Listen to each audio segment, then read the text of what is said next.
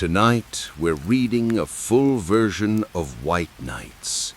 Just relax, get comfortable, and let the story carry you away into a quiet, gentle world. Whitenights, a sentimental story from the diary of a dreamer. First night. It was a wonderful night, such a night as is only possible when we are young, dear reader.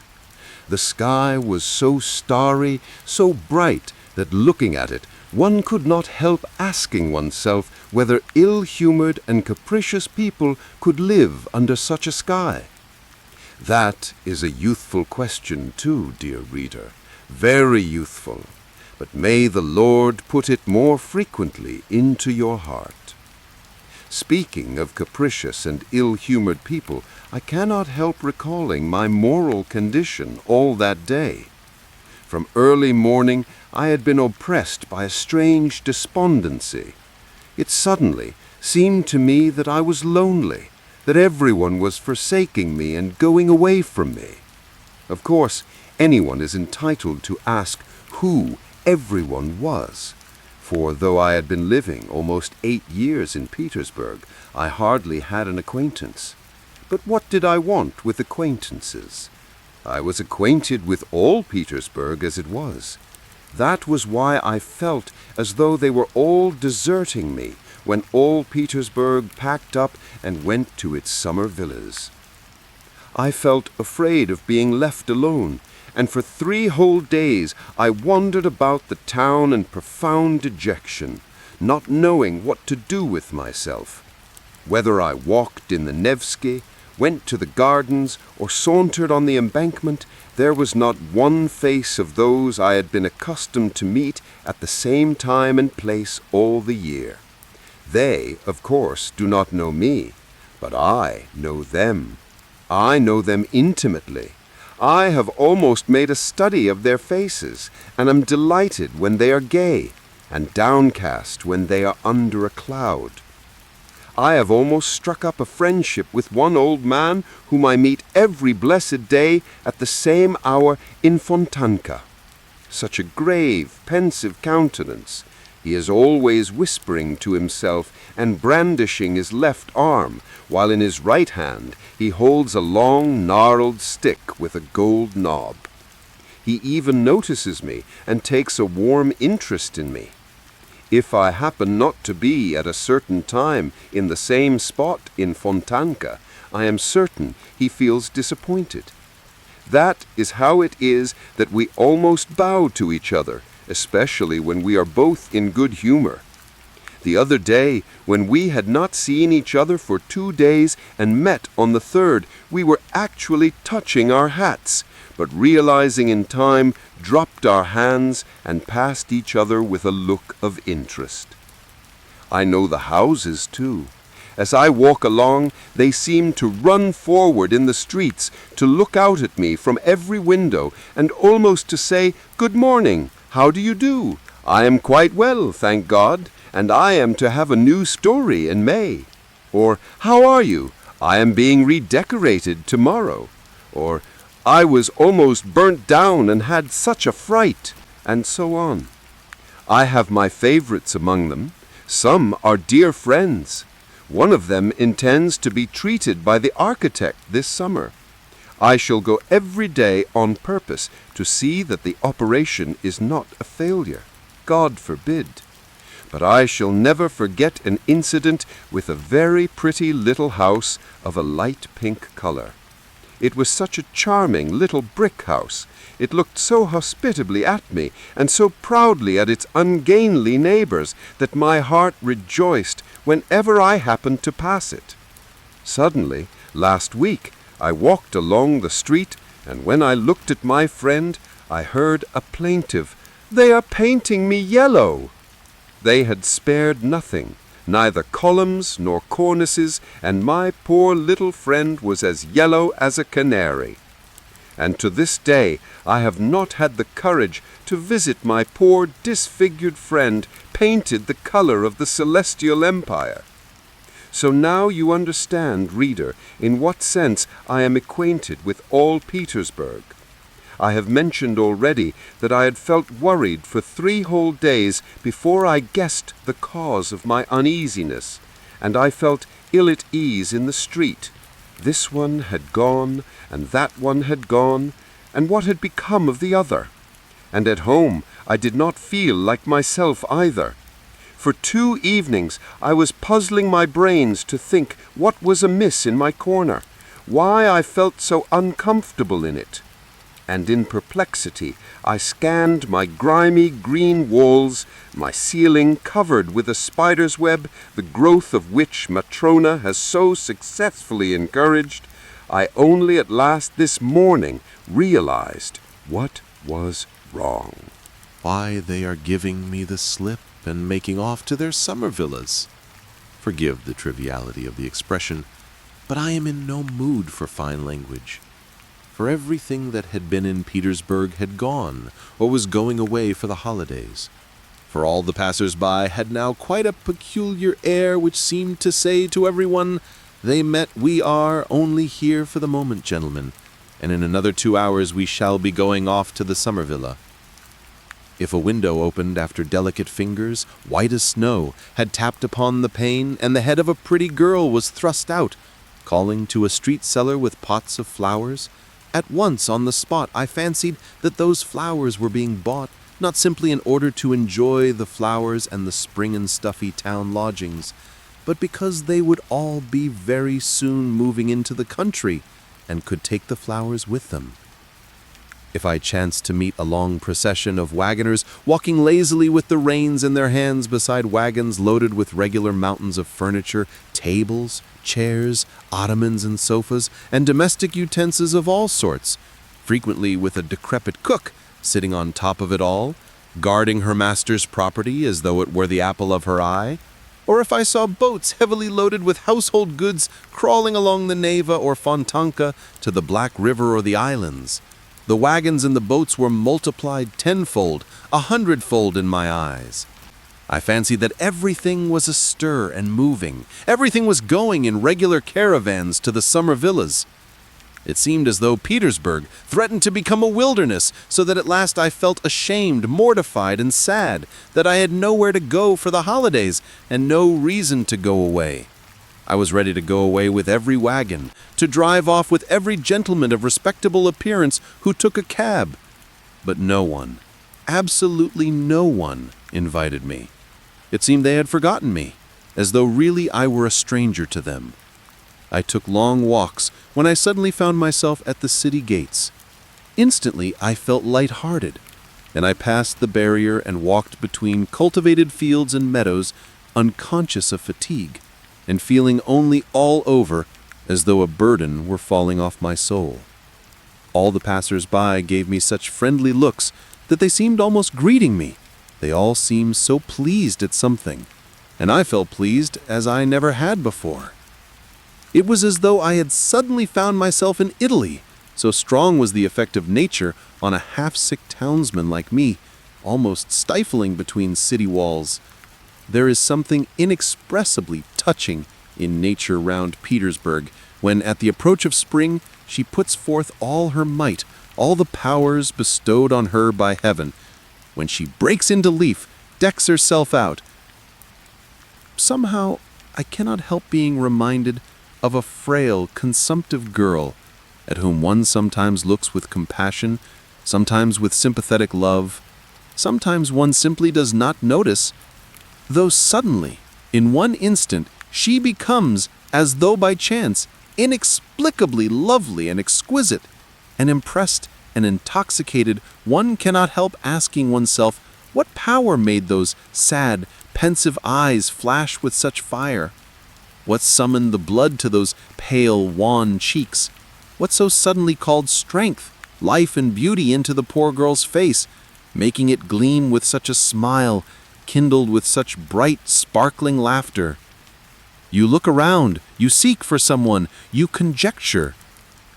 But the moment passes, and next day you meet maybe the same pensive and preoccupied look as before, the same pale face, the same meek and timid movements, and even signs of remorse, traces of a mortal anguish and regret for the fleeting distraction.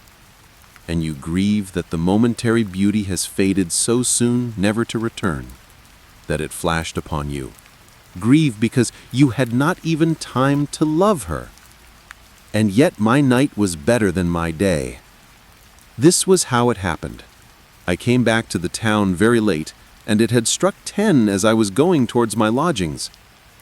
My way lay along the canal embankment, where at that hour you never meet a soul. I walked along singing, for when I am happy I am always humming to myself. Suddenly I had a most unexpected adventure. Leaning on the canal railing stood a woman with her elbows on the rail.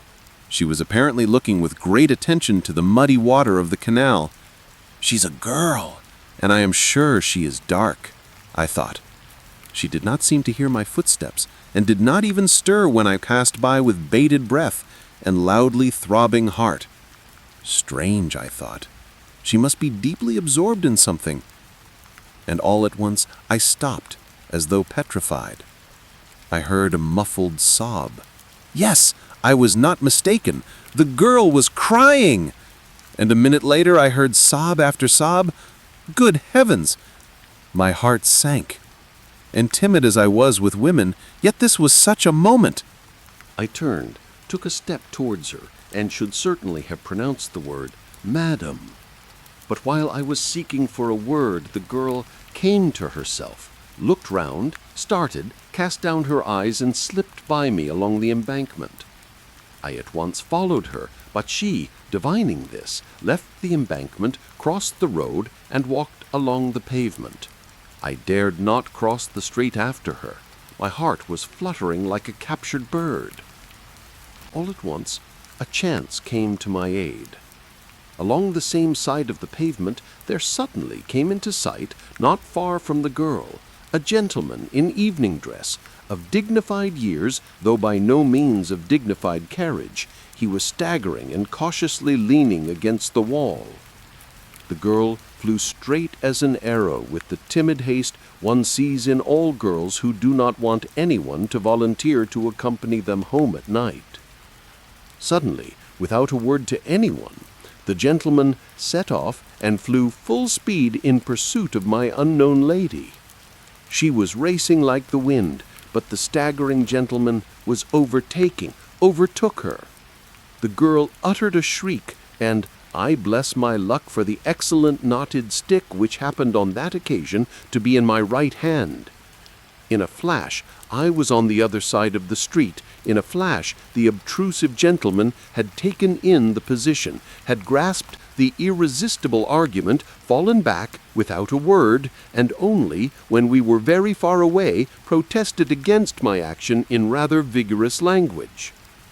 "Give me your arm," I said to the girl, "and he won't dare to annoy us further." She took my arm without a word, still trembling with excitement and terror. I stole a glance at her. She was very charming and dark. I had guessed right. On her black eyelashes there still glistened a tear. From her recent terror or her former grief, I don't know. But there was already a gleam of a smile on her lips. She too stole a glance at me, faintly blushed, and looked down. "There, you see, why did you drive me away? If I had been here, nothing would have happened." "But I did not know you. I thought that you too—" "Why, do you know me now?" "A little.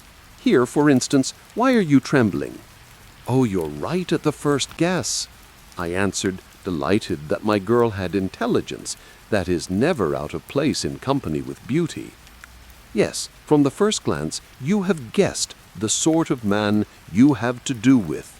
Precisely. I am shy with women. I am agitated, I do not deny it, as much so as you were a minute ago when that gentleman alarmed you. I'm in some alarm now. It's like a dream, and I never guessed, even in my sleep, that I should ever talk with any woman." "What, really?" "Yes. If my arm trembles, it is because it has never been held by a pretty little hand like yours. I am a complete stranger to women. That is, I have never been used to them. You see, I'm alone. I don't even know how to talk to them. Here, I don't know now whether I have not said something silly to you. Tell me frankly, I assure you beforehand that I am not quick to take offense. No, nothing quite the contrary. And if you insist on me speaking frankly, I'll tell you that women like such timidity. And if you want to know more, I like it too, and I won't drive you away until I get home. You will make me, I said, breathless with delight, lose my timidity, and then farewell to all my chances. Chances? What chances? Of what? That's not so nice. I beg your pardon. I'm sorry. It was a slip of the tongue. But how can you expect one at such a moment to have no desire? To be liked, eh? Well, yes, but do, for goodness sake, be kind. Think what I am. Here, I'm 26, and I have never seen anyone. How can I speak well, tactfully, and to the point? It will seem better to you when I have told you everything openly. I don't know how to be silent when my heart is speaking. Well, never mind. Believe me, not one woman, never, no acquaintance of any kind, and I do nothing but dream every day that at last I shall meet someone. Oh, if only you knew how often I have been in love in that way. How? With whom? Why, with no one, with an ideal, with the one I dream of in my sleep. I make up regular romances in my dreams. You don't know me. It's true, of course, I have met 2 or 3 women, but what sort of women were they? They were all landladies, but I shall make you laugh if I tell you that I have several times thought of speaking, just simply speaking, to some aristocratic lady in the street when she is alone, I need hardly say. Speaking to her, of course, timidly, respectfully, passionately, telling her that I am perishing in solitude, begging her not to send me away, saying that I have no chance of making the acquaintance of any woman, that, in fact, all I ask is that she should say 2 or 3 sisterly words with sympathy, should not repulse me at first sight, should take me on trust and listen to what I say, laugh at me if she likes, encourage me, say 2 words to me, only 2 words, even though we never meet again afterwards. But you are laughing. However, that is why I'm telling you.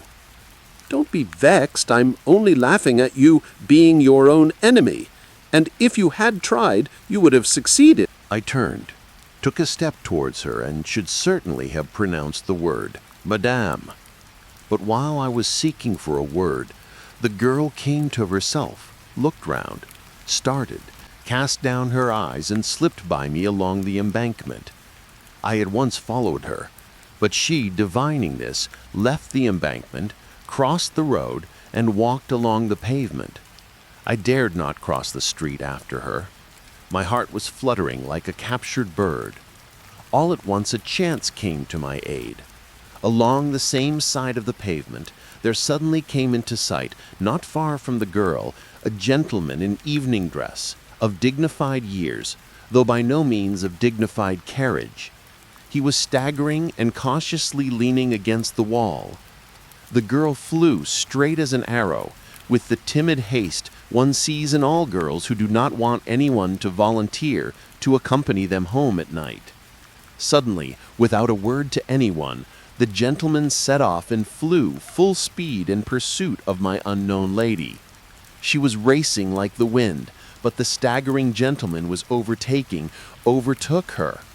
The girl uttered a shriek, and I bless my luck for the excellent knotted stick which happened on that occasion to be in my right hand. In a flash, I was on the other side of the street.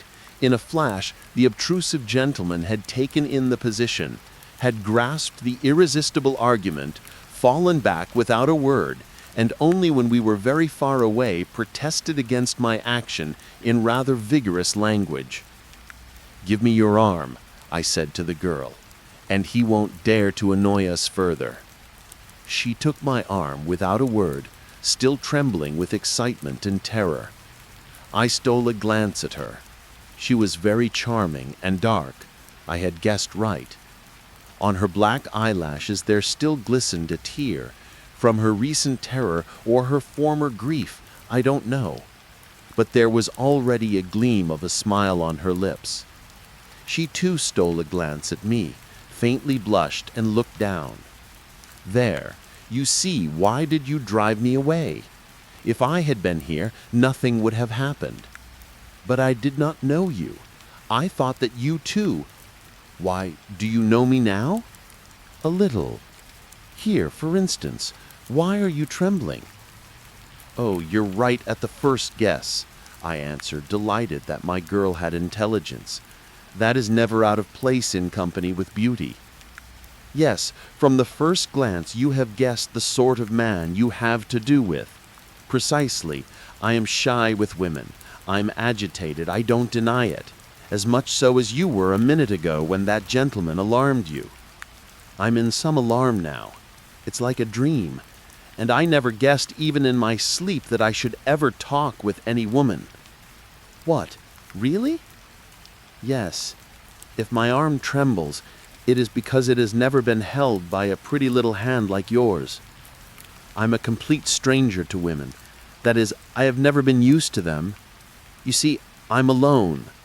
I don't even know how to talk to them. Here, I don't know now whether I have not said something silly to you. Tell me frankly. I assure you beforehand that I'm not quick to take offense. No, nothing, quite the contrary.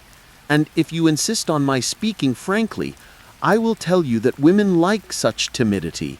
And if you want to know more, I like it too, and I won't drive you away till I get home.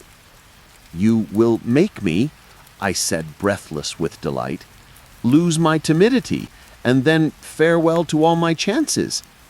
Chances? What chances? Of what? That's not so nice.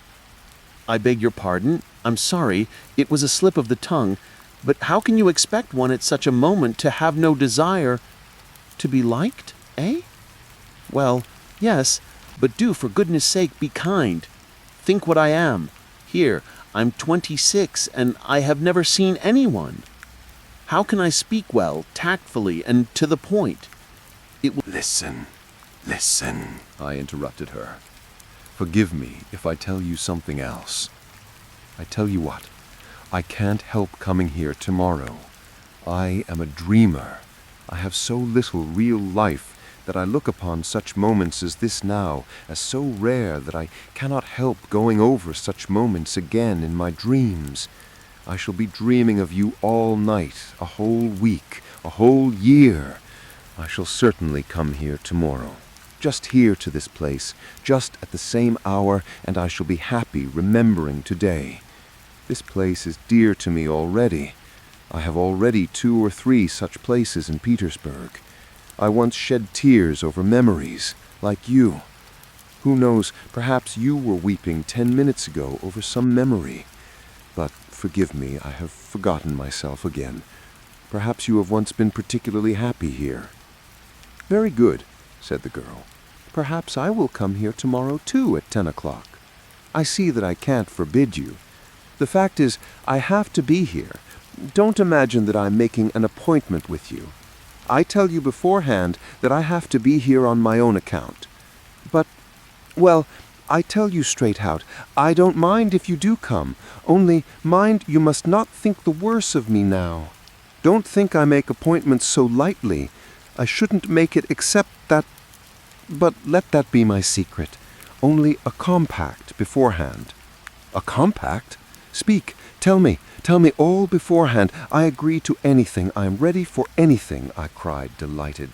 I answer for myself. I will be obedient, respectful. You know me. It's just because I do know you that I ask you to come tomorrow, said the girl, laughing. I know you perfectly, but mind, you will come on the condition, in the first place. Only be good, do what I ask.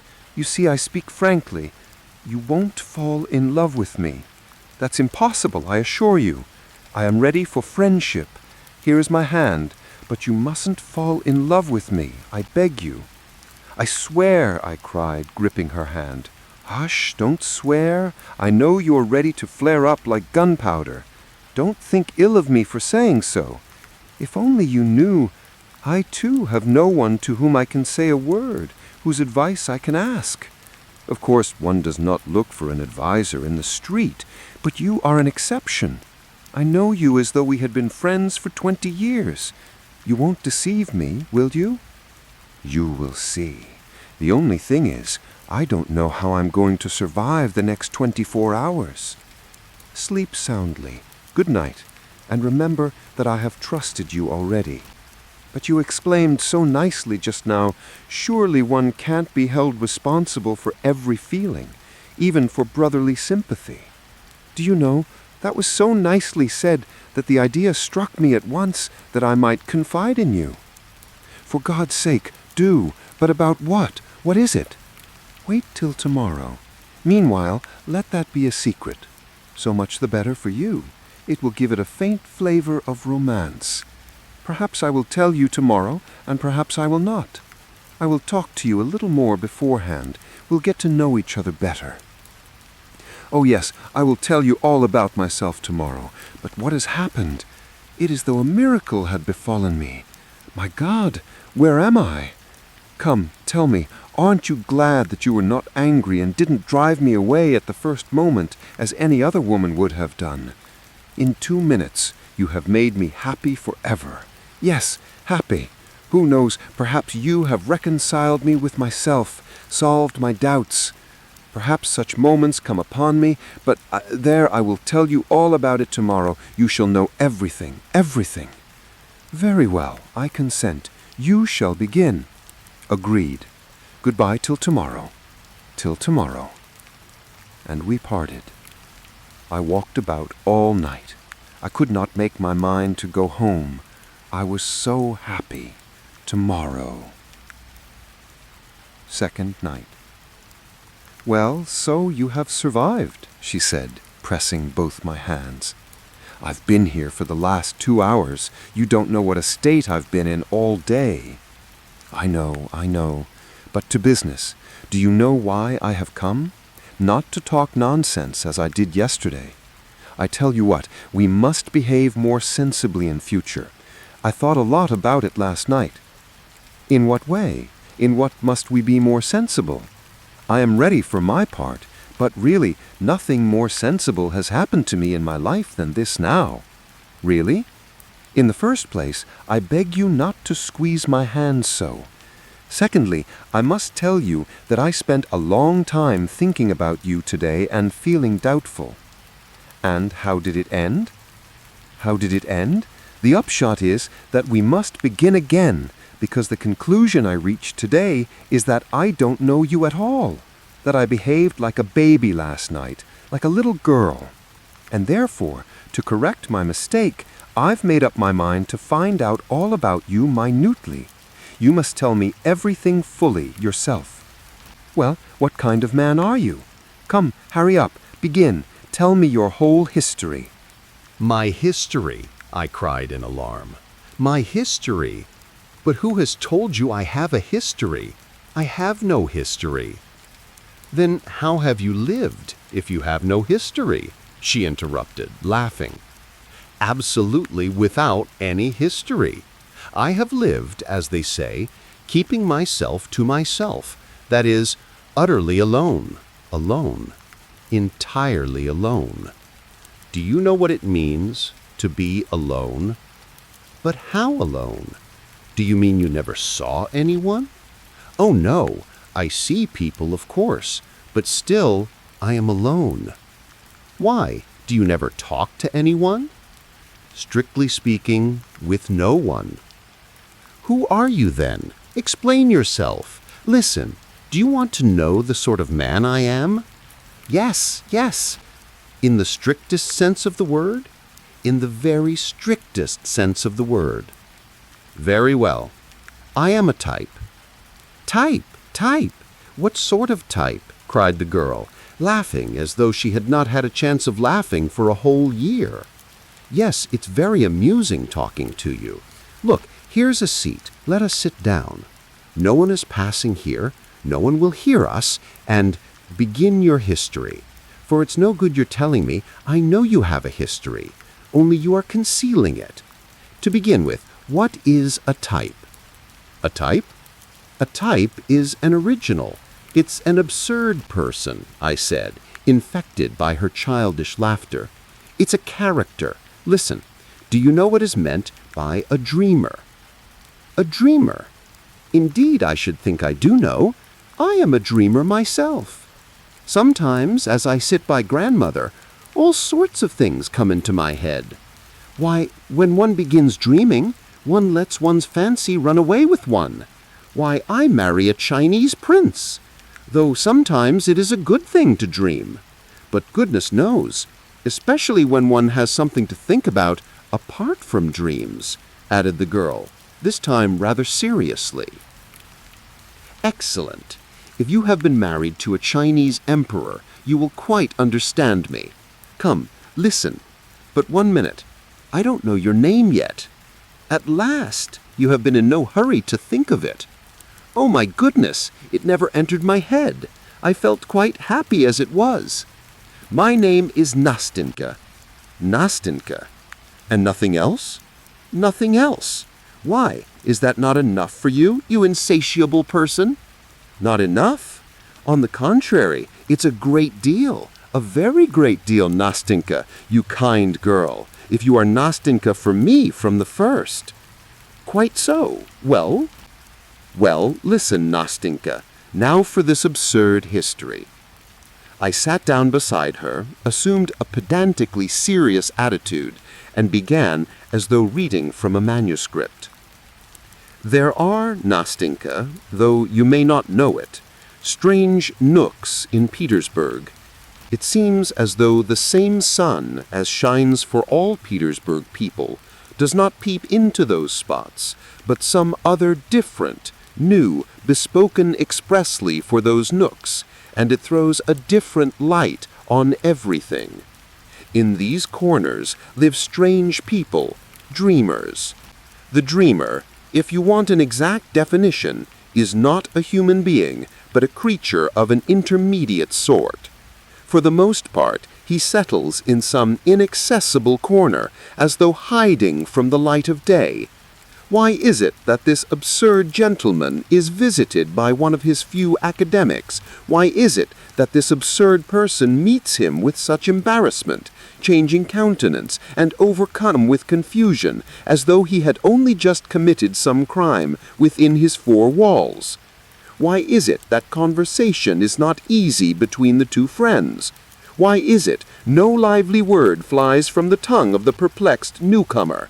And why is it that this friend, probably on his first visit, for there will hardly be a second, why is it that this friend himself is so confused, so tongue-tied? Why is it the gentleman, all at once remembering some very necessary business which never existed, suddenly seizes his hat and hurriedly makes off, snatching away his hand from the warm grip of his host? Why is it that the friend chuckles as he goes out of the door and swears never to come and see this queer creature ever again, though the queer creature is really a very good fellow, and at the same time he cannot refuse his imagination the little diversion of comparing the queer fellow's countenance during their conversation with the expression of an unhappy kitten, treacherously captured, roughly handled, frightened, and subjected to all sorts of indignities by children?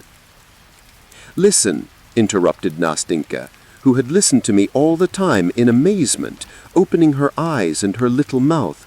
Listen, I don't know in the least why it happened and why you ask me such absurd questions. All I know is that this adventure must have happened word for word to you. Doubtless, I answered with the gravest face. Well, since there is no doubt about it, go on, said Nastinka, because I want to know very much how it will end. You want to know, Nastinka, what our hero, that is I, for the hero of the whole business was my humble self, did in his corner. You want to know why I lost my head and was upset for the whole day by the unexpected visit of a friend? You want to know why I was so startled, why I blushed when the door of my room was opened, why I was not able to entertain my visitor, and why I was crushed under the weight of my own hospitality? Why, yes, that's the point. Listen, you describe it all splendidly, but couldn't you perhaps describe it a little less splendidly? You talk as though you were reading it out of a book. I will continue. There is, my friend Nastinka, 1 hour in my day which I like extremely. That is the hour when almost all business, work, and duties are over, and everyone is hurrying home to dinner, to lie down, to rest, and on the way all are cogitating on other more cheerful subjects relating to their evenings, their nights, and all the rest of their free time. At that hour, our hero, for allow me, Nastinka, to tell my story in the third person, for one feels awfully ashamed to tell it in the first person, and so at that hour our hero, who had his work too, was pacing along after the others. But a strange feeling of pleasure set his pale, rather crumpled-looking face working. He looked not with indifference on the evening glow, which was slowly fading on the cold Petersburg sky. He was pleased because till next day he was released from business irksome to him, and happy as a schoolboy, let out from the classroom to his games and mischief. Take a look at him, Nastenka. You will see at once that joyful emotion has already had an effect on his weak nerves and morbidly excited fancy. He is rich now with his own individual life.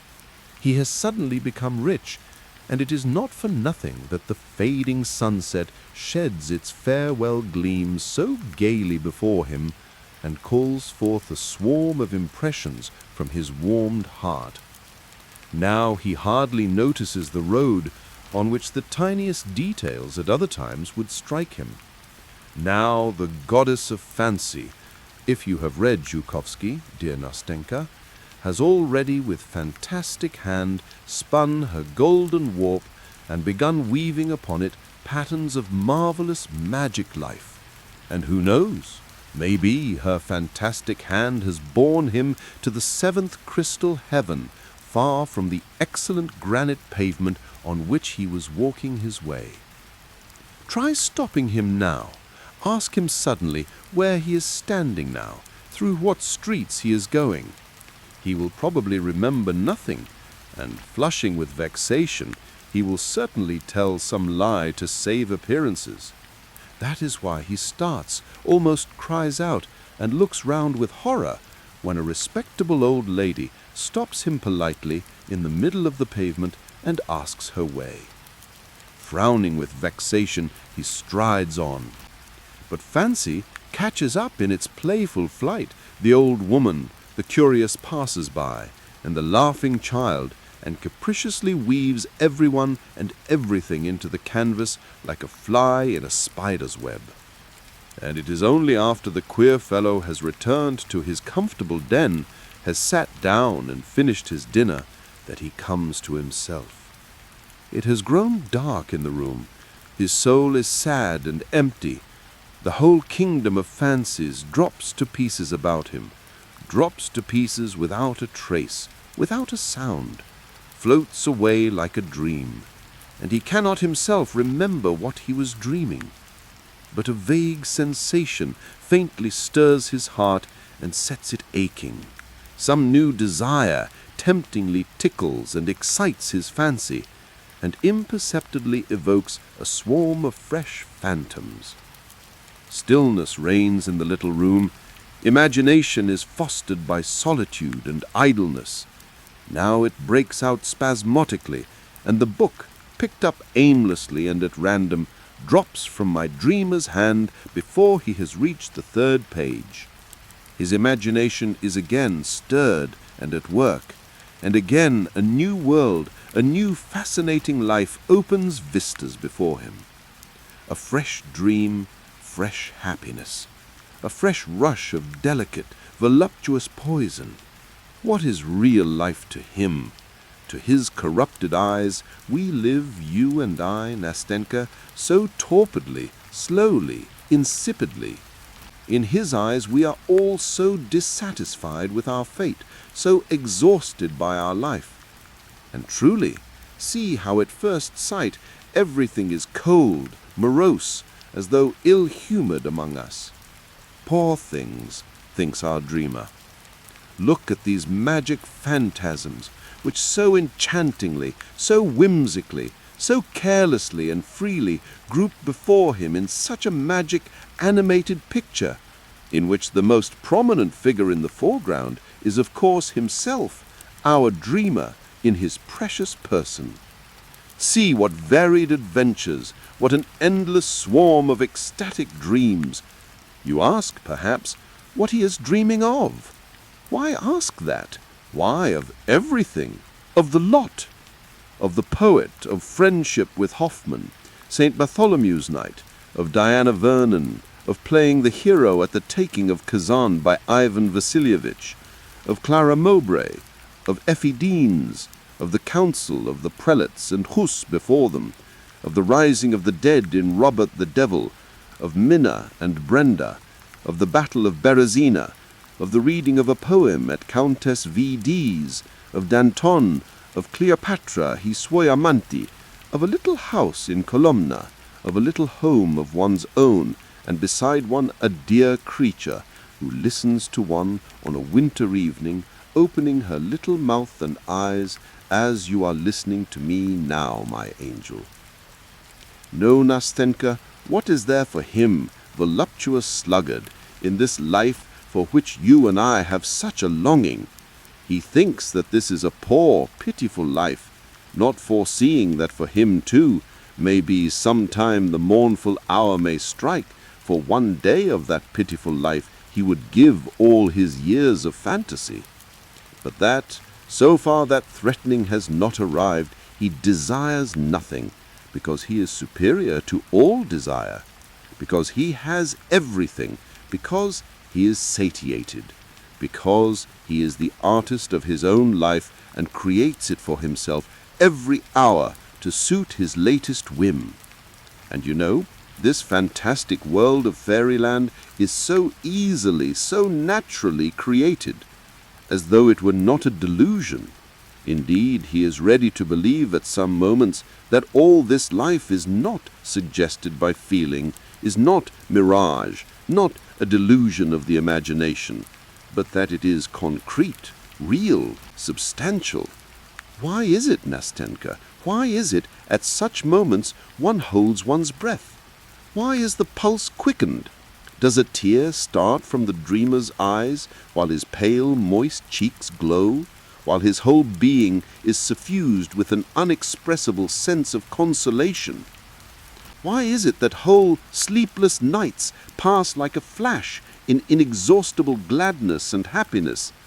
And when the dawn gleams rosy at the window and daybreak floods the gloomy room with uncertain, fantastic light, our dreamer, worn out and exhausted, flings himself on his bed and drops asleep with thrills of delight in his morbidly overwrought spirit.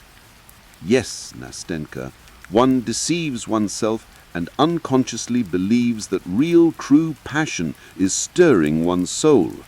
One unconsciously believes that there is something living, tangible in one's immaterial dreams. And is it a delusion? Here love, for instance, is bound up with all its fathomless joy, all its torturing agonies in his bosom. Would you believe, looking at him, dear Nastenka, that he has never known her whom he loves in his ecstatic dreams? Can it be that he has only seen her in seducing visions, and that this passion has not been but a dream? Surely they must have spent years hand in hand together, alone, the two of them, casting off all the world. Surely when the hour of parting came, she must have lain sobbing and grieving on his bosom, heedless of the tempest raging under the sullen sky. Can all that have been a dream? And that garden, dejected, forsaken, run wild, with its little moss-grown paths where they used to walk so happily together, and that queer ancestral house where she spent so many years lonely and sad with her morose old husband, always silent and splenetic, who frightened them while, timid as children, they hid their love from each other. Surely he met her afterwards, under alien skies, in the hot south, in the divinely eternal city, in the dazzling splendor of the ball to the crash of music, on a palazzo, drowned in a sea of lights, on the balcony, wreathed in myrtle and roses, where, recognizing him, she hurriedly removes her mask and, whispering, "I am free," throws herself trembling into his arms, and with a cry of rapture, clinging to one another, in one instant they forget their sorrow and their parting and all their agonies. Oh, Nastenka, you must admit that one would start, betray confusion, and blush like a schoolboy who has just stuffed in his pocket an apple stolen from a neighbor's garden, when your uninvited visitor, some stalwart, lanky fellow, a festive soul, fond of a joke, opens your door and shouts out, as though nothing were happening, "My dear boy, I have just come from Pavlovsk." My goodness, the old count is dead, unutterable happiness is close at hand, and people arrive from Pavlovsk. Finishing my pathetic appeal, I paused pathetically. I remembered that I had an intense desire to force myself to laugh, for I was already feeling that a malignant demon was stirring within me. But to my surprise, she was silent, waiting a little. Then she faintly pressed my hand, and with timid sympathy asked, "Surely you haven't lived like that all your life?" "All my life, Nastyenka," I answered. "All my life, and it seems to me I shall go on so to the end." "No, that won't do," she said uneasily. "That must not be. And so maybe I shall spend all my life beside grandmother. Do you know, it is not at all good to live like that." "I know, Nastyenka, I know," I cried, unable to restrain my feelings longer. And I realized now more than ever that I have lost all my best years. And now I know it and feel it more painfully from recognizing that God has sent me you, my good angel, to tell me that and show it to me. Now that I sit beside you and talk to you, it is strange for me to think of the future, for in the future there is loneliness again this musty, useless life. And what shall I have to dream of when I have been so happy in reality beside you? Oh, may you be blessed, dear girl, for not having repulsed me at first, for enabling me to say that for 2 evenings at least I have lived." "Oh, no, no," cried Nastyenka, and tears glistened in her eyes. "No, it mustn't be so any more. We must not part like that. What are 2 evenings? Oh, Nastyenka, Nastyenka, do you know how far you have reconciled me to myself? Do you know now that I shall not think so ill of myself as I have at some moments? Do you know that maybe I shall leave off grieving over the crime and sin of my life, for such a life is a crime and a sin? Do not imagine that I have been exaggerating anything, Nastyenka, for at times such misery comes over me. Such misery!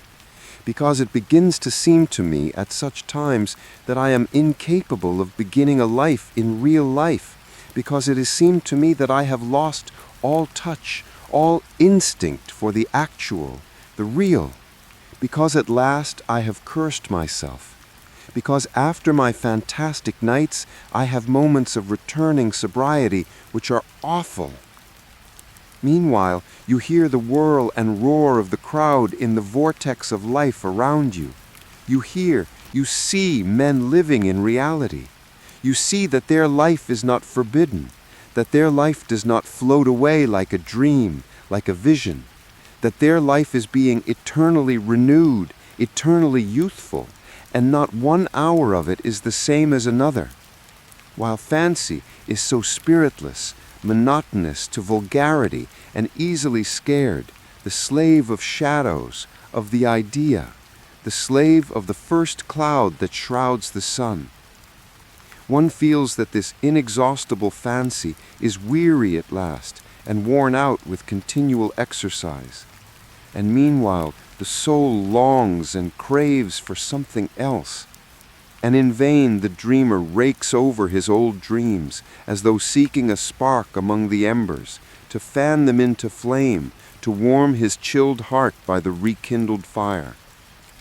Do you know, Nastyenka, I am forced now to celebrate the anniversary of my own sensations, the anniversary of that which was once so sweet, which never existed in reality, and to do this because those foolish dreams are no more, because I have nothing to earn them with. You know, even dreams do not come for nothing. Do you know that I love now to recall and visit at certain dates the places where I was once happy in my own way? I love to build up my present in harmony with the irrevocable past, and I often wander like a shadow, aimless, sad and dejected about the streets and crooked lanes of Petersburg. And one asks oneself, where are one's dreams? And one shakes one's head and says, how rapidly the years fly by. And again one asks oneself, what has one done with one's years? Where have you buried your best days? Have you lived or not? Look, one says to oneself, look how cold the world is growing.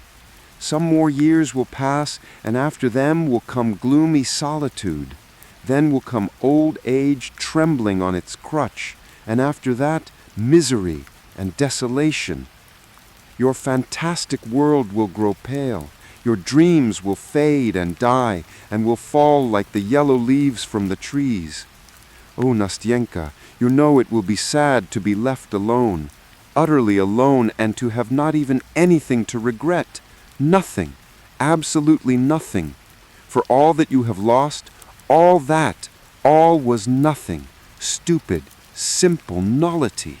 There has been nothing but dreams. Come, don't work on my feelings any more, said Nastyenka, wiping away a tear which was trickling down her cheek. Now it's over. Now we shall be two together. Now whatever happens to me, we will never part. Listen, I am a simple girl. I have not had much education, though grandmother did get a teacher for me. But truly I understand you. For all that you have described, I have been through myself, when grandmother pinned me to her dress. I am very glad that you have been quite open with me. Now I know you thoroughly, all of you. And do you know what? I want to tell you my history too, all without the Cecil. And after that, you must give me advice. You are a very clever man. Will you promise to give me advice? Oh, Nastyenka, I cried, though I have never given advice, let alone sensible advice, yet I see now that if we always go on like this, that it will be very sensible, and that each of us will give the other a great deal of sensible advice. Well, Nastyenka, what sort of advice do you want? Tell me frankly. At this moment I am so gay and happy, so bold and sensible, that it won't be difficult for me to find words. No, no, Nastyenka interrupted, laughing. I don't only want sensible advice, I want warm, brotherly advice, as though you had been fond of me all your life. Agreed, Nastyenka, agreed. And if I had been fond of you for 20 years, I couldn't have been fonder of you than I am now. Your hand, said Nastyenka. Here it is, I said, giving her my hand. And so let us begin my history. Half my story you know already. That is, you know that I have an old grandmother. Be quiet and listen. I have an old grandmother. I came into her hands when I was quite a little girl. She taught me French, and then got a teacher for me. It was at that time that I got into mischief. But grandmother called me to her one morning and said that as she was blind, she could not look after me. She took a pin and pinned my dress to hers and said that we should sit like that for the rest of our lives, if, of course, I did not become a better girl. I tried to deceive her once and persuaded Fekla to sit in my place. Fekla is our deaf charwoman. Fekla sat there instead of me. Grandmother was asleep in her armchair at the time, and I went off to see a friend close by. Well, it ended in trouble. Grandmother woke up while I was out and asked some questions. Thecla saw that grandmother was asking her something, but could not tell what it was. She wondered what to do, undid the pin, and ran away. At this point, Nastinka stopped and began laughing. I laughed with her. She left off at once. I tell you what, don't you laugh at grandmother. I laugh because it's funny, but yet I am fond of her in a way. I did catch it that time. I had to sit down in my place at once. A new lodger moved into our upper story. Then you had an old lodger? I observed casually. Yes, of course, answered Nastinka, and one who hardly ever used his tongue at all. He was a dumb, blind, lame, dried-up little old man, so that at last he died. So then we had to find a new lodger. But the new lodger, as luck would have it, was a young man, a stranger, not of these parts. And since he did not haggle over the rent, grandmother accepted him, and only afterwards she asked me, "Tell me, Nastinka, what is our lodger like? Is he young or old?" I told grandmother that he wasn't exactly young, and that he wasn't old. "And is he pleasant-looking?" grandmother asked. I said, "Yes, he is pleasant-looking, grandmother." And grandmother said, "Oh, what a nuisance! What a nuisance! I tell you this, grandchild, that you may not be looking after him. It was very different in the old days." Well, one morning the lodger came in to us. He asked about a promise to paper his rooms. Grandmother said, "Go, Nastinka, into my bedroom and bring me my reckoner." I jumped up at once. I blushed all over and forgot I was sitting pinned to grandmother. I jumped so that grandmother's chair moved. When I saw that the lodger knew all about me now, I blushed, stood still, and suddenly began to cry. I felt so ashamed and miserable. When the lodger saw that I was ashamed on his account, he bowed and went away at once. A fortnight passed. The lodger sent word through Thecla that he had a great number of French books, and that they were all good books that I might read. Grandmother agreed with gratitude, but kept asking if they were moral books. "What books has he sent?" "They are all Walter Scott's novels, grandmother." "Walter Scott's novels? But stay, isn't there some trick about it? Look, hasn't he stuck a love letter among them?" "No, grandmother, there is no love letter." "But look under the binding. They sometimes stuff it under the bindings, the rascals." "No, grandmother, there is nothing under the binding." "Well, that's all right." So we began reading Walter Scott, and at last I could not get on without a book, and left off dreaming of how fine it would be to marry a Chinese prince. That's how things were when I chanced one day to meet our lodger on the stairs. He stopped, said good morning to me, and asked, "Well, have you read the books?" I answered that I had. "Which did you like best?" I said Ivanhoe and Pushkin best of all, and so our talk ended for that time. A week later I met him again on the stairs. I wanted to get something for myself. "Good afternoon," he said. "Aren't you dull?" He said, "Aren't you dull, sitting all day with your grandmother?" I felt ashamed and wanted to go away without answering, but I hadn't the strength. "Listen," he said, "you are a good girl. Excuse me speaking to you like that, but I assure you that I wish for your welfare quite as much as your grandmother. Would you like to go to the theater with me?" "To the theater? What about grandmother?" "But you must go without your grandmother's knowing it," he said. "No," I said, "I don't want to deceive grandmother. Goodbye." "Well, goodbye," he answered, and said nothing more. Only after dinner he came to see us. Talking to grandmother, he suddenly said, "I have taken a box at the opera for this evening. They are giving The Barber of Seville. The ticket is left on my hands." "The Barber of Seville?" cried grandmother. "Why, the same they used to act in old days?" "Yes, it's the same barber," he said. "To be sure, I know it," grandmother said. "Why, I took the part of Rosina myself in old days, at a private performance." "So wouldn't you like to go today?" said the lodger. "By all means, let us go," said grandmother. "And my Nastinka here has never been to the theater." We got ready at once, put on our best clothes, and set off. All that evening our lodger looked at me so nicely, talked so nicely. It was joy. I went to bed so proud, so gay, and all night I was raving. He almost entirely gave up coming after that. He would just come in about once a month, and then only to invite us to the theater. I grew more and more restless. I couldn't read, I couldn't work. Sometimes I laughed to annoy grandmother. At another time I would cry. I grew thin and was very nearly ill. The opera season was over, and our lodger had quite given up coming to see us. Whenever we met on the stairs, he would bow so silently, so gravely, and go down to the front door, while I went on standing in the middle of the stairs. All the blood rushed to my head at the sight of him. Now the end is near. Just a year ago, in May, the lodger came to us and said to grandmother that he must go back to Moscow for a year. When I heard that, I sank into a chair, half dead. I made up my mind to end it all that evening when grandmother went to bed. I made all my clothes in a parcel and went upstairs to our lodger. When I opened his door, he cried out as he looked at me. I could hardly stand up. I began by laying my parcel on his bed, sat beside it, and went into floods of tears. I think he understood it all at once. "Listen," he began. "Listen, Nastenka. I can't do anything. I'm a poor man, for I have nothing. And how could we live if I were to marry you?" We talked a long time, but at last I got quite frantic. I said I couldn't go on living with grandmother, that I should run away from her, and that I would go to Moscow if he liked, because I couldn't live without him. I fell on the bed. I was so afraid of a refusal. He took me by the hand. "Listen, my dear good Nastinka.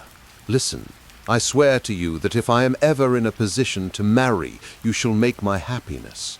I am going to Moscow and shall be there just a year. I hope to establish my position.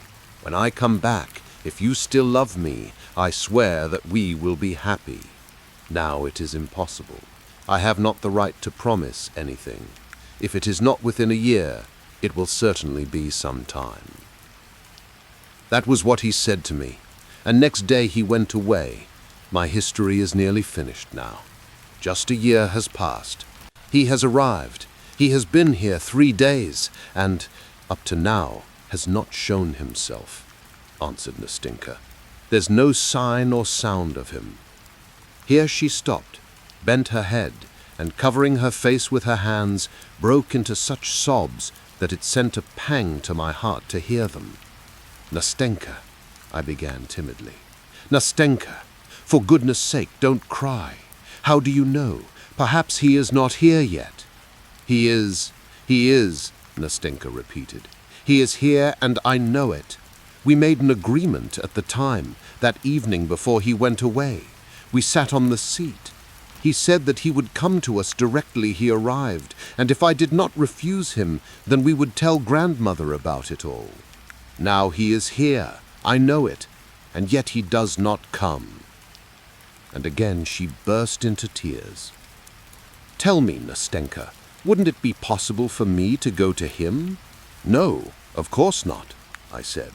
"But I tell you what, write a letter." "No, that's impossible. I can't do that," she answered with decision. "It would seem as though I were forcing myself on him." "Ah, my good little Nastenka. No, you have a right to. In fact, because he made you a promise. You have the right. You are in the privileged position. Listen, how would you write this letter? Write simply, 'I am writing to you. Forgive me my impatience, but I have been happy for a whole year in hope. Am I to blame for being unable to endure a day of doubt now? Now that you have come, perhaps you have changed your mind. If so, this letter is to tell you that I do not repine, nor blame you. I do not blame you because I have no power over your heart. Such is my fate. You are an honorable man. Remember, they are written by a poor girl, that she has no one to direct her, no one to advise her, and that she herself could never control her heart. But forgive me that a doubt has stolen, if only for one instant, into my heart. You are not capable of insulting, even in thought, her who so loved and so loves you." Yes, that's exactly what I was thinking," cried Nastenka. and her eyes beamed with delight. "Oh, you have solved my difficulties. God has sent you to me. Thank you, thank you. I thank you for meeting me, for my being able to remember you all my life. Well, enough, enough. But now I tell you what. Listen. He would be here at 10 o'clock on the day he arrived, where we had arranged to meet. I know he has arrived already, but now it's the third day, and there's no sign of him. Give my letter tomorrow to those kind people I spoke to you about. They will send it on to him, and if there is an answer, you bring it tomorrow at 10 o'clock. The letter, said Nastenka, a little confused. The letter, but she did not finish. Suddenly I felt in my hand a letter, which had evidently been written long before, already and sealed up. A familiar, sweet, and charming reminiscence floated through my mind. Rosina! We both hummed together while she laughed through the tears which gleamed like pearls on her black eyelashes. Come, enough, enough. Goodbye now, she said, speaking rapidly. Here is the letter. Here is the address to which you are to take it. Goodbye, till we meet again, till tomorrow. She pressed both my hands warmly, nodded her head, and flew like an arrow down her side street. Third night.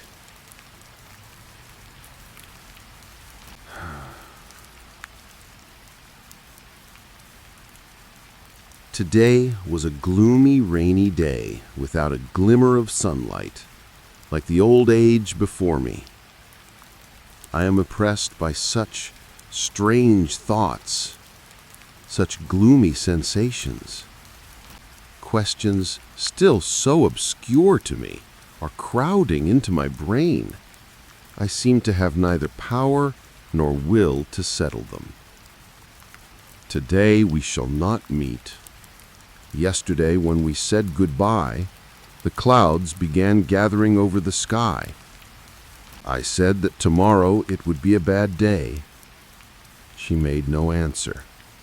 She did not want to speak against her wishes. For her, that day was bright and clear. Not one cloud should obscure her happiness. I thought that she would not notice today's rain, and yet she has not come. Yesterday was our third interview, our third white night. But how fine joy and happiness makes anyone. How brimming over with love the heart is. One wants everything to be gay, everything to be laughing. Oh, the coquetry of happiness. I took it all for the genuine thing. I thought that she... But my God, how could I have been so blind when everything had been taken by another already? When in fact, her very tenderness to me, her anxiety, her love, yes, love for me, was nothing else but joy at the thought of seeing another man so soon, desire to include me too in her happiness. When he did not come, when we waited in vain, she frowned, she grew timid and discouraged. Her movements, her words were no longer so light, so playful, so gay, and strange to say, she redoubled her attentiveness to me, as though instinctively desiring to lavish on me what she desired for herself so anxiously. My Nastenka was so downcast, so dismayed, that I think she realized at last that I loved her and was sorry for my poor love. So when we are unhappy, we feel the unhappiness of others more. She arrived a whole hour before I did. At first she giggled at everything, laughed at every word I said. I began to talk, but relapsed into silence.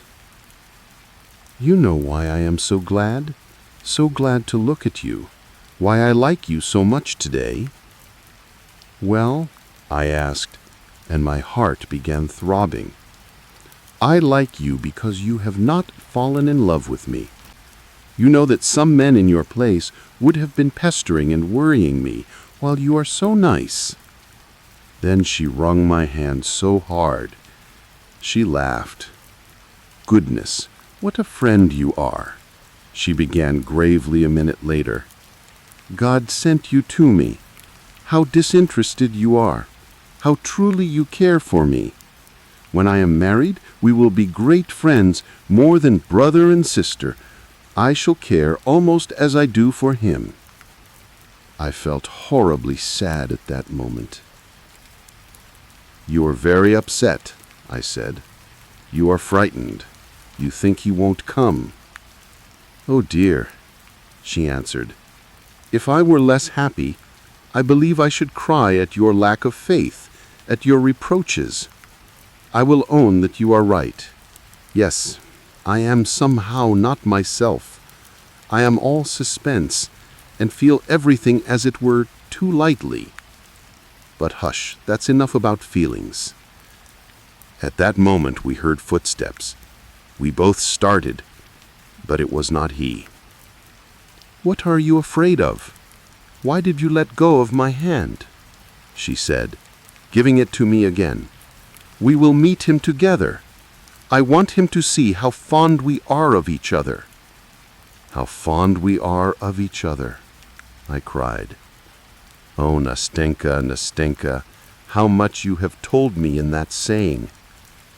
Your hand is cold. Mine burns like fire. How blind you are, Nastenka. Oh, how intolerable a happy person is sometimes." At last my heart was too full. "Listen, Nastenka," I cried.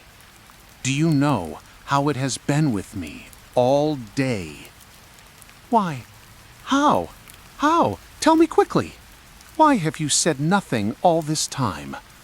"To begin with, Nastenka, when I had carried out all your commissions, given the letter, gone to see your good friends, then I went home and went to bed." "Is that all?" she interrupted, laughing. "Yes, almost all," I answered, restraining myself.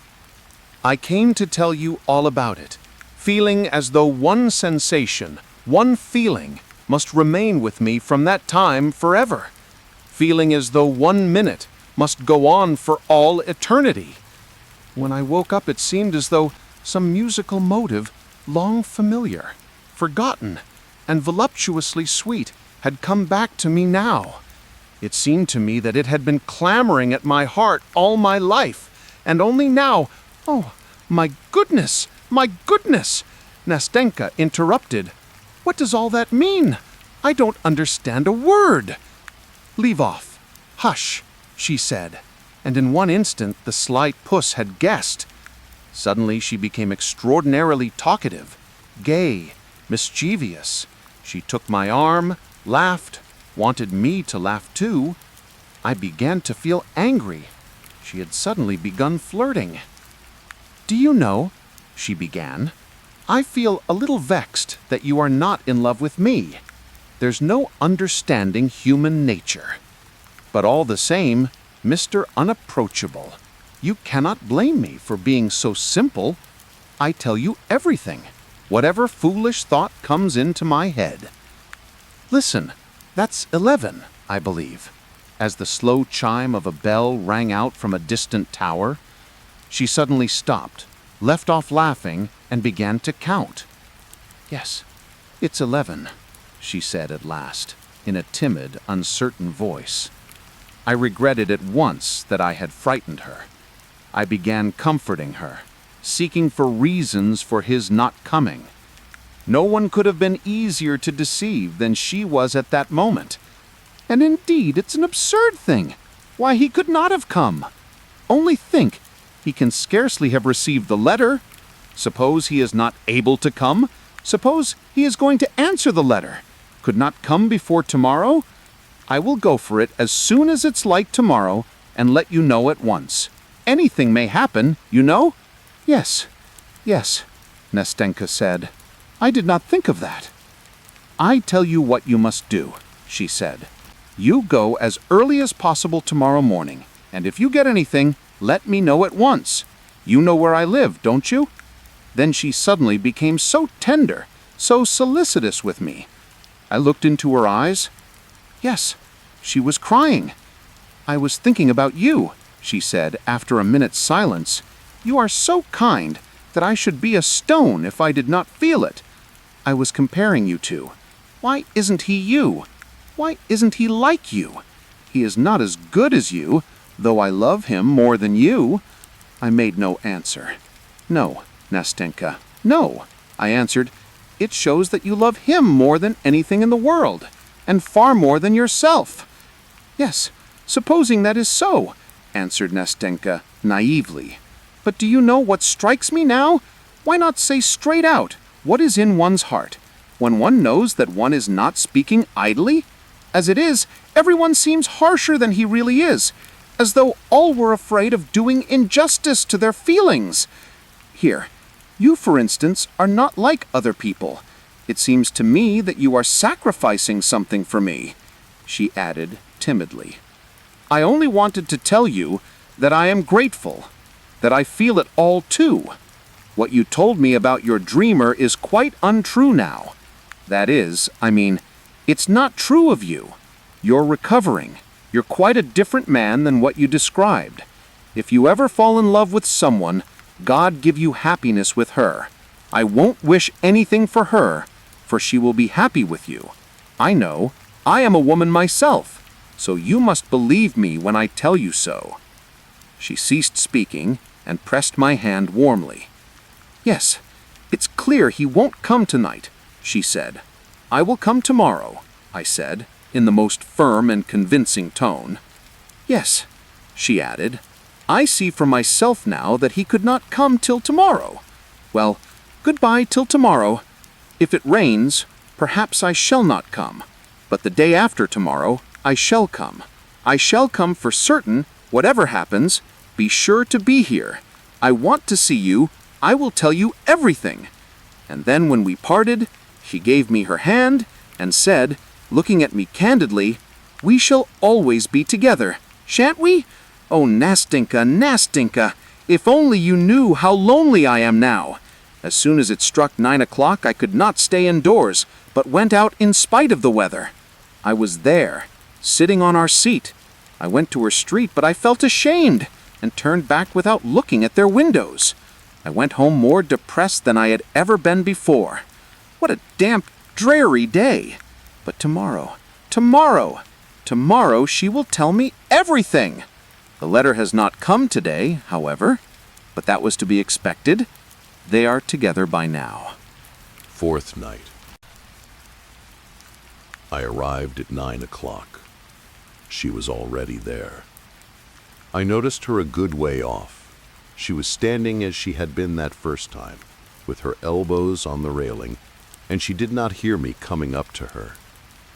"Nastenka," I called to her, suppressing my agitation with an effort. She turned to me quickly. "Well, make haste," she repeated, clutching at the railing. "No. There is no letter," I said at last. "Hasn't he been to you yet?" She turned fearfully pale and looked at me for a long time without moving. I had shattered her last hope. "Well, God be with him," she said at last in a breaking voice. "God be with him if he leaves me like that." She dropped her eyes, then tried to look at me, and could not. For several minutes she was struggling with her emotion. All at once she turned away, leaning her elbows against the railing, and burst into tears. "Oh, don't, I began. But looking at her, I had not the heart to go on. "Don't try and comfort me," she said. "Don't talk about him.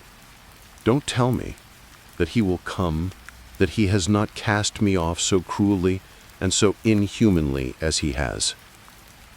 At that point, sobs stifled her voice. My heart was torn as I looked at her. Oh, how inhumanly cruel it is, she began again. And not a line, not a line. He might at least have written that he does not want me, that he rejects me, but not a line for 3 days.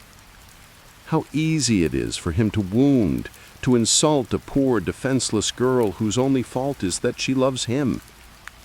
Listen, she said, turning to me, and her black eyes flashed. It isn't so. It can't be so. It isn't natural. Either you are mistaken, or I. Perhaps he has not received the letter. Perhaps he still knows nothing about it. How could anyone, judge for yourself, tell me, for goodness sake, explain it to me. I can't understand it. How could anyone behave with such barbarous coarseness as he has behaved to me? Not one word. Perhaps he has heard something about me, she cried, turning to me inquiringly. What do you think? Listen, Nastenka, I shall go to him tomorrow in your name. Yes? I will question him about everything. I will tell him everything. Yes, yes? No, my friend, no.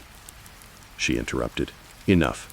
Not another word, not another line from me. Enough.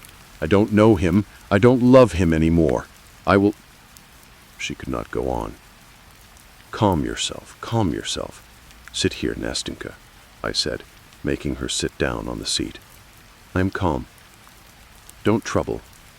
It's nothing. It's only tears, they will soon dry.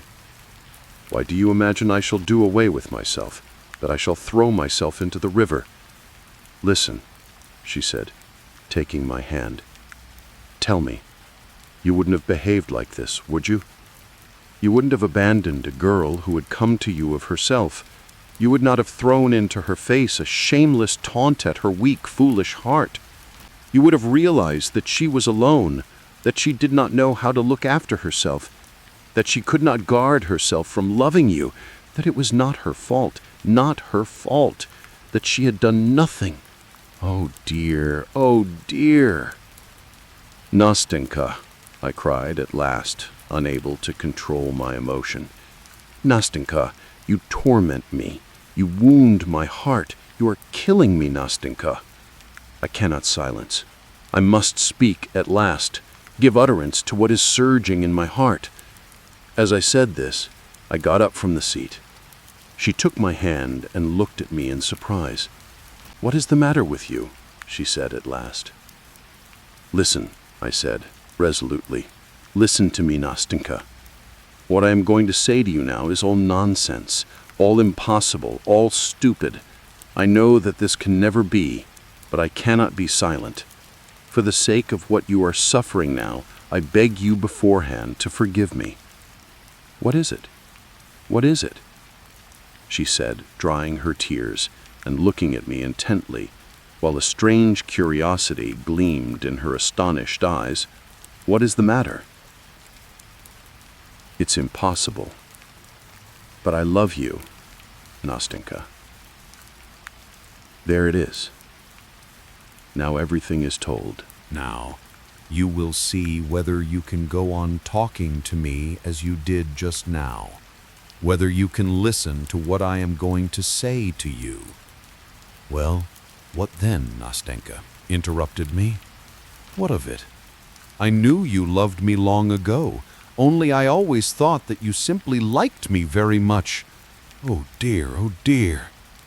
At first it was simply liking, Nastenka, but now, I am just in the same position as you were when you went to him with your bundle. In a worse position than you, Nastenka, because he cared for no one else as you do. What are you saying to me? I don't understand you in the least. But tell me, what's this for?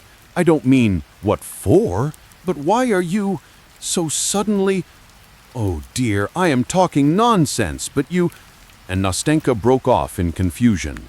Her cheeks flamed. She dropped her eyes.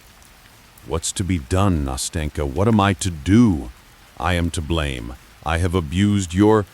But no, I am not to blame, Nastenka. I feel that. I know that. Because my heart tells me I am right, for I cannot hurt you in any way. I cannot wound you. I was your friend, but I am still your friend. I have betrayed no trust. Here my tears are falling, Nastenka. Let them flow. Let them flow. They don't hurt anybody. They will dry, Nastenka. Sit down, she said, making me sit down on the seat. Oh my God! No, Nastenka, I won't sit down. I cannot stay here any longer. You cannot see me again. I will tell you everything and go away. You don't drive me away. No, but I meant to run from you myself. I will go away, but first I will tell you all. For when you were crying here, I could not sit unmoved. When you wept, when you were in torture at being, I will speak of it, Nastenka, at being forsaken, at your love being repulsed.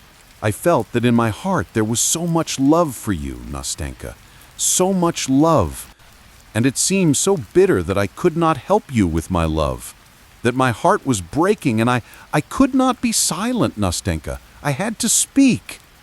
Yes, tell me, talk to me, said Nastenka with an indescribable gesture. You probably think it strange that I talk to you like this, but speak.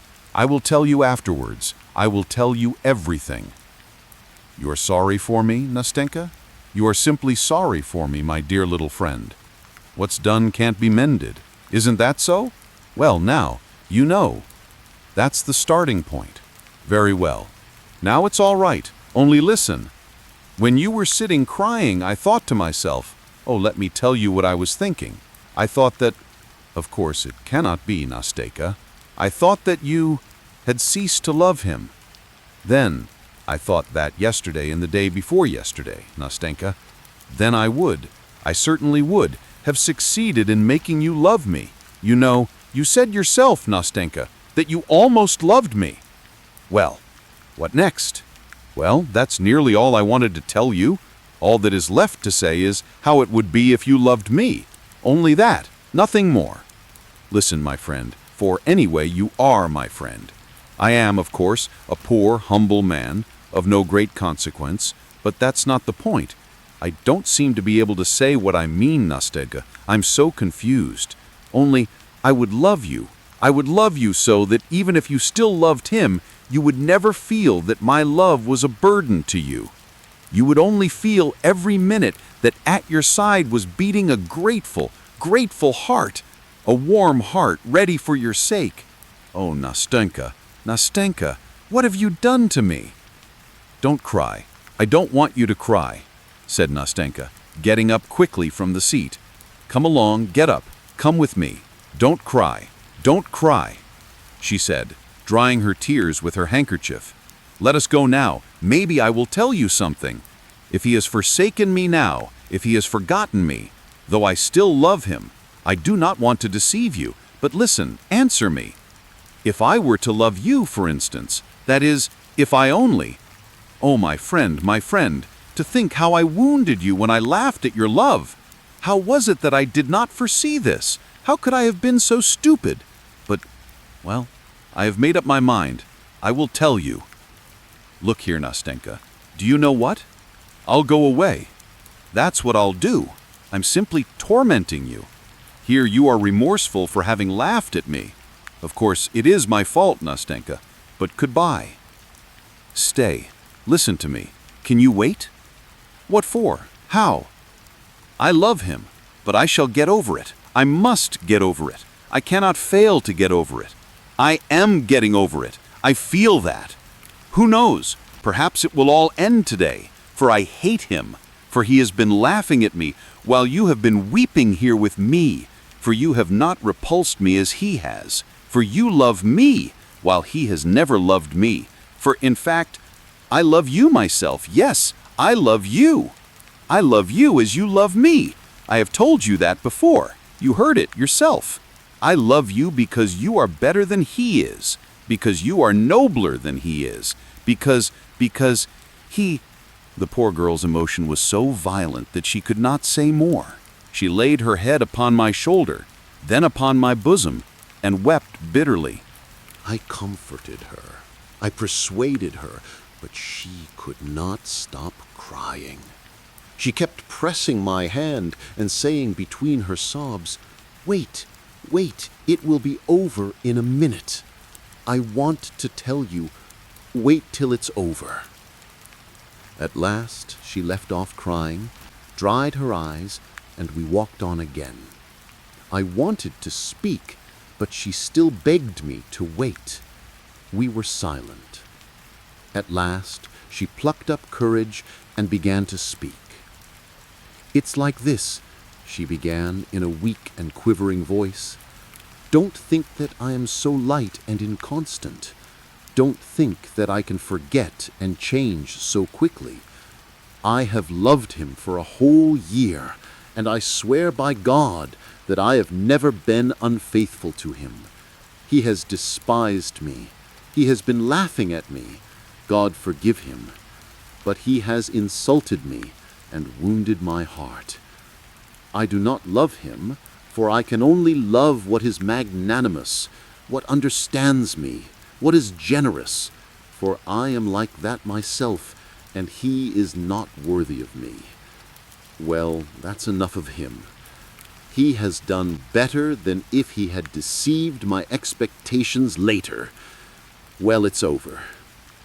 But who knows, my dear friend," she went on, pressing my hand, "who knows, perhaps my whole love was a mistaken feeling, a delusion.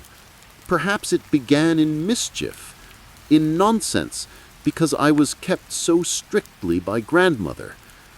Perhaps I ought to love another man, not him, a different man, who would have pity on me.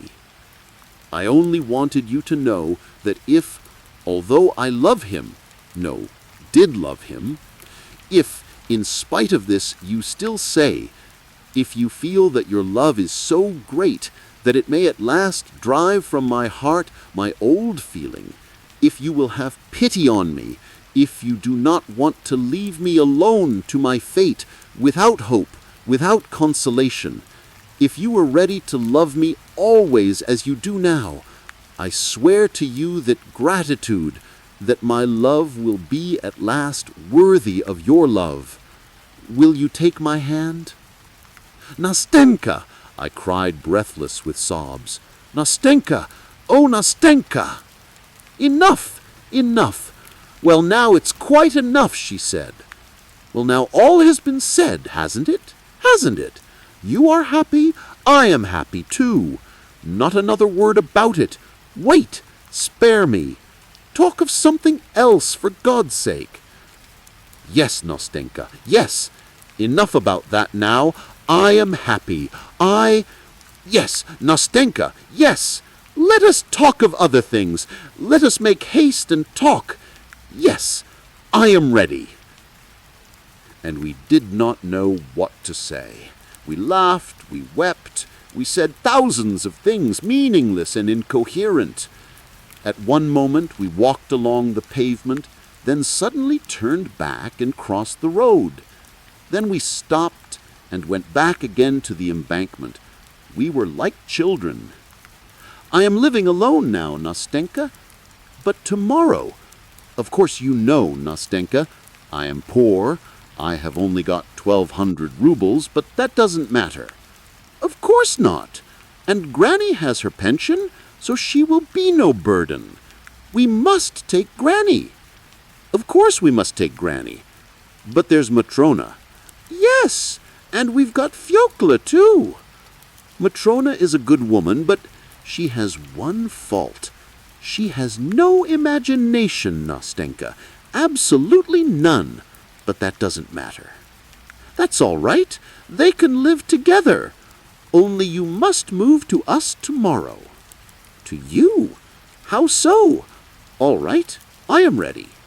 "Yes, hire a room from us. We have a top floor. It's empty." "I know Granny would like to have a young man." I said to her, "Why a young man?" And she said, "Oh, because I'm old. Only don't you fancy, Nastenka, that I want him as a husband for you." So I guessed it was with that idea. "Oh, Nastenka," and we both laughed. Come, that's enough. That's enough.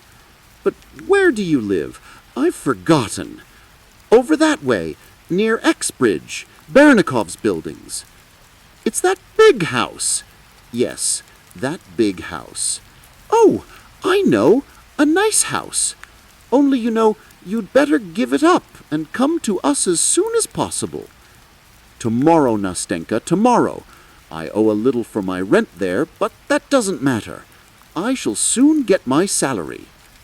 And do you know, I will perhaps give lessons.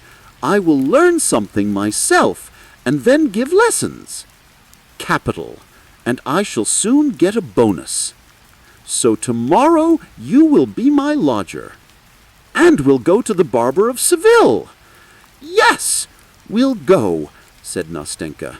But better see something else, and not the Barber of Seville. Very well, something else. Of course that will be better. I did not think. As we talked like this, we walked along in a sort of delirium, a sort of intoxication. At one moment we stopped and talked for a long time at the same place. Then we went on again, and goodness knows where we went. And again tears, and again laughter. Then she would sigh, and tears would come into her eyes again. I would turn chill with dismay, but she would press my hand and force me to walk, to talk, to chatter as before.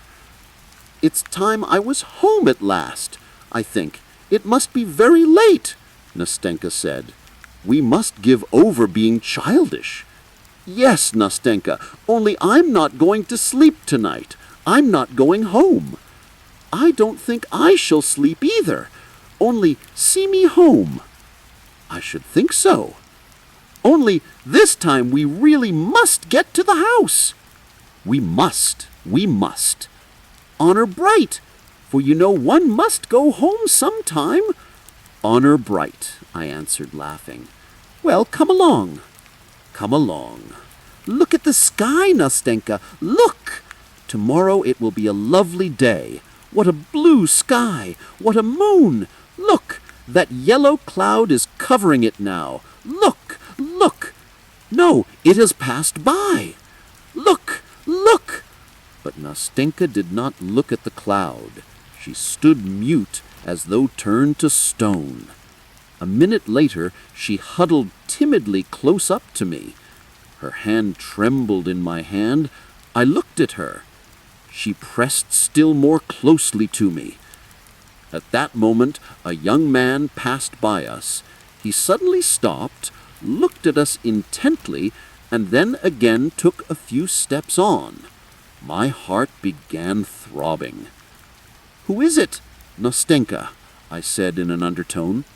"It's him," she answered in a whisper, huddling up to me, still more closely, still more tremblingly. I could hardly stand on my feet. "Nastenka! Nastenka! It's you!" I heard a voice behind us, and at the same moment the young man took a few steps towards us. My God, how she cried out! How she started! How she tore herself out of my arms and rushed to meet him! I stood and looked at them, utterly crushed. But she had hardly given him her hand, had hardly flung herself into his arms, when she turned to me again, was beside me again in a flash, and before I knew where I was, she threw both arms round my neck and gave me a warm, tender kiss. Then, without saying a word to me, she rushed back to him again, took his hand, and drew him after her. I stood long time looking after them. At last the two vanished from my sight. My night ended with the morning. It was a wet day.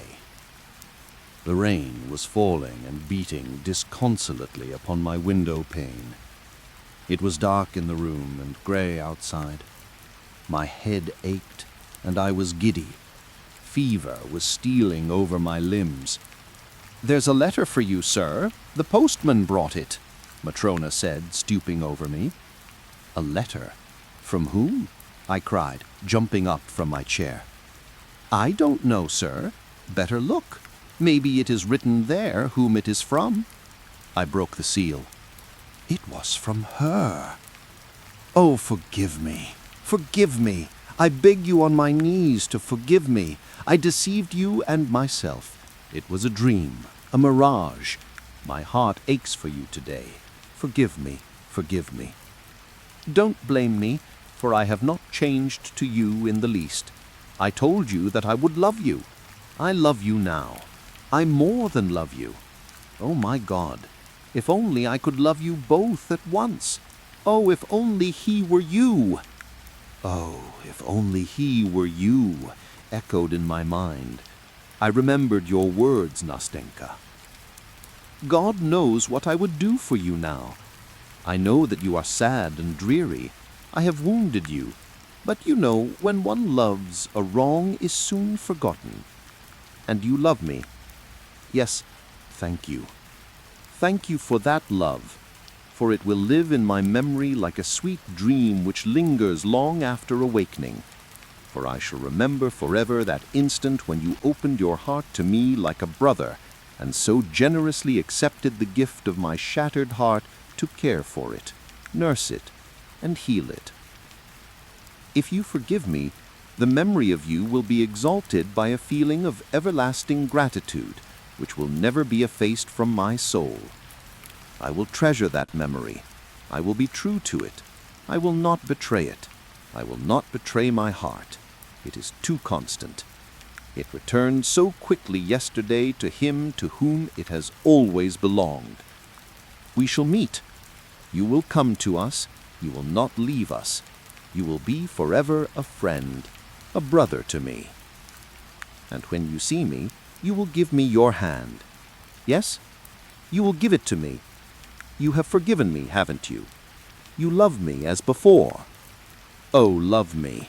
Do not forsake me, because I love you so at this moment, because I am worthy of your love, because I will deserve it, my dear. Next week I am to be married to him. He has come back in love. He has never forgotten me. You will not be angry at my writing about him, but I want to come and see you with him. You will like him, won't you?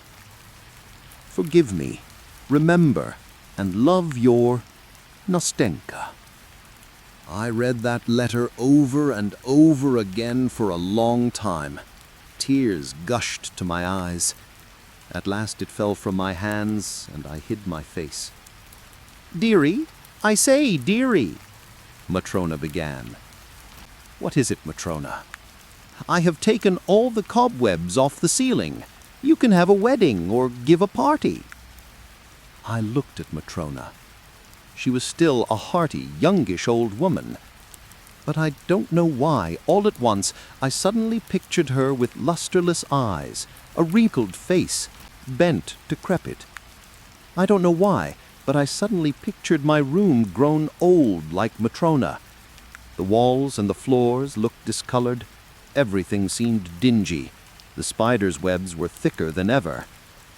I don't know why, but when I looked out the window, it seemed to me that the house opposite had grown old and dingy too, that the stucco on the columns was peeling off and crumbling, and that the cornices were cracked and blackened, and that the walls, of a vivid deep yellow, were patchy. Either the sunbeams, suddenly peeping out from the clouds for a moment, were hidden again behind a veil of rain, and everything had grown dingy again before my eyes, or perhaps the whole vista of my future flashed before me, so sad and foreboding, and I saw myself just as I was now, 15 years hence, older, in the same room, just as solitary, with the same Matrona, grown no cleverer for those 15 years. But to imagine that I should bear you a grudge, Nastenka, that I should cast a dark cloud over your serene, untroubled happiness, that by my bitter reproaches I should cause distress to your heart, should poison it with secret remorse, and force it to throb with anguish at the moment of bliss. Oh, never, never! May your sky be clear, May your sweet smile be bright and untroubled, and may you be blessed for that moment of blissful happiness that you gave to another lonely and grateful heart. My God, a whole moment of happiness, is that too little for the whole of a man's life? Thank you for joining me tonight. I hope the story helped you unwind and drift toward sleep.